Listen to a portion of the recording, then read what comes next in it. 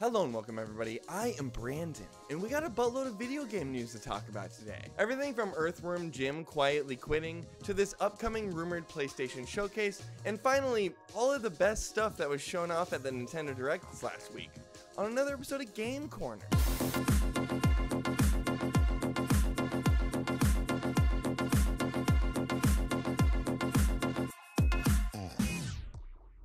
Thanks for joining me, everybody. If you like what I do, please like the video, subscribe to the channel if you'd like to see more, and I'll stop wasting your time. So first things up, we have reports of Earthworm Jim 4 quietly quitting, or is that the case actually? Well, the story starts with Sean Murray over at The Gamer, who reported earlier in the week that Earthworm Jim 4 had reportedly been cancelled. This sad news comes courtesy of Out of Context Earthworm Jim on Twitter. According to a Discord conversation with fans, EWJ4 was quietly dusted under the carpet and they hoped nobody would notice. They speculate that Intellivision didn't have the rights to Earthworm Jim, which is owned by Interplay, and was slapped on the wrist, or everything went pear-shaped with the Amico and they decided to call it quits. So if you guys have been following any of the news around the Intellivision Amico or somebody like Tommy Tallarico, you would know that this isn't all that surprising coming from this company, seeing as how they can't even get pre-orders of the Intellivision Amico out to customers right now. I actually did a whole video on this last year talking more in depth about the Intellivision Amico and kind of all the issues going on around it and Tommy Tallarico. The actual crazy thing here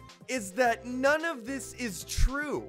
That's right, I'm telling you that none of this Earthworm Jim 4 news is actually true. So there is a real conversation that Out of Context Earthworm Jim decided to post on Twitter, and then real reporters started reporting on it as news, but it's not actually true at all. The conversation that Sean Murray is reporting on is actually found right here. So as you can see, Out of Context Earthworm Jim actually posted a Discord message from a guy named Edward18, who's also on Twitter, who, keep in mind, didn't get any of this information firsthand and actually got it by copy and pasting what another person named Catherine Garner had said in another Discord message into this Discord message, making things increasingly more difficult to track. So at this point you might be wondering, who's Catherine Garner and what does she have to do with Earthworm Jim 4? Well, Catherine is this person, Catherine Garner. She's actually been running an Earthworm Jim fan site called Rocket Worm since 1998, and she's also the colorist of the Earthworm Jim comic book that got backed on Indiegogo back in 2019. And, well, that's it. Other than being an Earthworm Jim fan, she has zero connection to Earthworm Jim 4 at all. The only information she actually has is that of being a concerned fan and wondering where the sequel to her favorite game is. And we actually know this because she literally posted right underneath Out of Context Earthworm Jim's post where she said this: "What I speculate is not fact. You have no right to take my concerns out of context and try to twist them into fact. I am as in the dark as everyone else." And funny enough, Out of Context Earthworm Jim even goes on to acknowledge this fact because he actually responds to her down the thread. "I'm sorry, but I posted it because I and a lot of people are tired of the silence. Nobody else was going to say anything, especially not Tommy nor Interplay. You're literally the closest thing to them, and if I or Edward18 didn't take that info, I'm sure somebody else would have." Alright, so to be fair, everyone that did get duped by this, especially Sean Murray over at The Gamer, reported about this on Friday. And this conversation didn't actually happen until yesterday on Saturday. So while it's not necessarily their fault that they were taking what Out of Context Earthworm Jim was saying as fact, I mean, you were taking the word of someone whose handle is Out of Context Earthworm Jim on Twitter, bro. Still pretty crazy to see some major news outlets talk about this, let alone Jeff Grubb even responding to the tweet. I mean, come on guys. I hate Tommy Tallarico as much as the rest of us, but we should never just trust what people are randomly copy and pasting in a Discord message. Anyway, I don't want to give everyone too much shit. It really wasn't that widely reported, but I did find this whole thing kind of funny. Like, maybe let's wait at least a day before we just start saying things are and aren't true from random Twitter accounts, okay? Okay, let's move on. Alright, so next up we got Jeff Grubb talking about rumors and speculation again. This time I think he's a little bit more sure about where he's coming from. Anyway, from the sounds of it, we're going to be getting a state of play by the end of the month and maybe even a PlayStation showcase right around the corner here. It does seem like a state of play should be happening in the next few weeks to month. I don't want to be like, oh, by the end of the month, but like in that range, next few weeks to a month, we should be seeing a state of play. At least that's the current plan right now.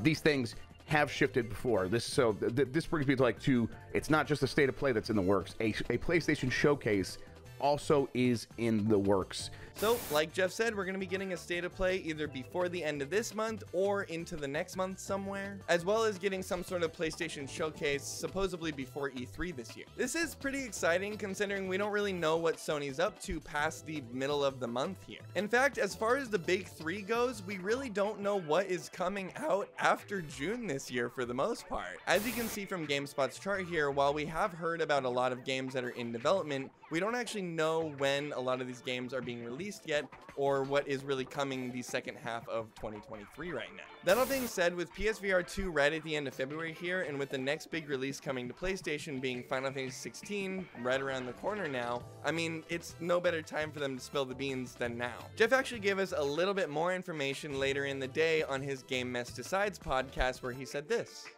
There's going to be a state of play here pretty soon. Now, don't get your hopes up too high. It's not. Apparently, it's going to be a pretty low-key state of play.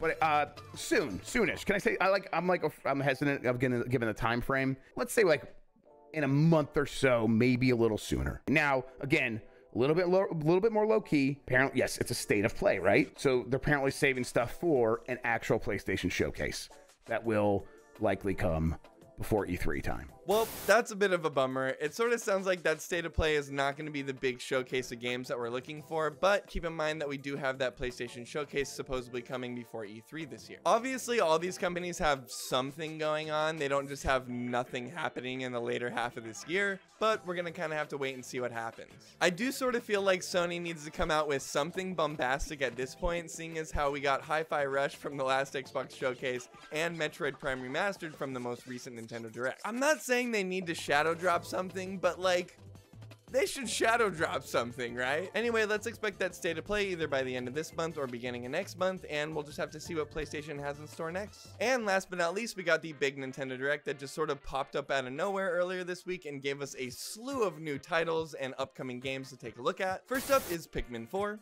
I've honestly never been a huge fan of Pikmin, but after seeing this trailer, I have downloaded the Pikmin 3 demo because I gotta see what this is all about, honestly. The trailer had some absolutely astonishing music and showed off a new dog-like character named Itachi. It looks like he'll help you throughout your tiny journeys. Good boy. And they have a small teaser right at the end, which makes you think there's going to be some sort of dying light mechanic where the baddies get stronger at night or something. Not sure, but they did drop a release date for all of you Pikmin heads out there. Game is coming July 21st, 2023. Now, while there were a couple titles in between this one and the last one that I found mildly interesting, like Samba de Amigo, next up is Dead Cells Return to Castlevania DLC. They have showed this off in the past, but I am pretty surprised every time I see this and remember that it is in fact a real thing. Personally, I think this was an insanely smart idea on the studio behind the game, Motion Twins. Anyway, I have a feeling this game is going to sell like hotcakes, seeing as how Dead Cells is already a pretty popular game as is, and now they're adding Castlevania into the mix. I can only imagine the Belmonts aren't going to hurt their sales by any means. Now, they had a surprising amount of ports and remasters this direct, and even more surprising is the oddball titles they decided to go with.